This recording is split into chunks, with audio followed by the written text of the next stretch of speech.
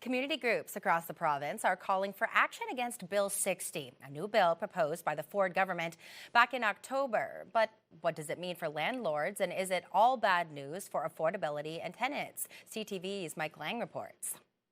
With food banks already operating at capacity, the fear is now that even worse days are ahead. When we were first made aware of the details of Bill 60, frankly, it was scary. It was terrifying to us. The bill proposed by the provincial government includes legislation that food banks worry will expedite evictions by giving tenants less time to pay rental arrears and make it more difficult for people to dispute an eviction. North York Harvest Food Bank wrote an open letter to the Ford government calling for parts of it to be repealed. That letter was signed by more than 70 other food bank executives across the province, including the Barrie Food Bank. Anything that makes housing less affordable or that makes it easier for people to lose their homes means that they're going to have to turn to organizations like ours to be able to meet their basic needs at a time where we're barely keeping up with the demand that we're seeing. In a statement to CTV News, the Barrie Food Bank estimating that 72% of its clients rent, adding in part, evictions are not just a housing issue, they're a food security issue.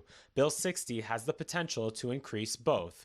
While the Sharing Place Food Centre in Orillia was not among the signatures in the North York Harvest letter, Executive Director Chris Peacock says he's behind it. Homelessness will become more of an issue, more than what we see now, and it's something that it's sad. It's unfair. It's not an equitable bill at all. In a statement to CTV News by the province, the Ministry of Municipal Affairs and Housing says, in part, that Bill 60 ensures accountability for those who repeatedly abuse the system and create backlogs at the Landlord-Tenant Board.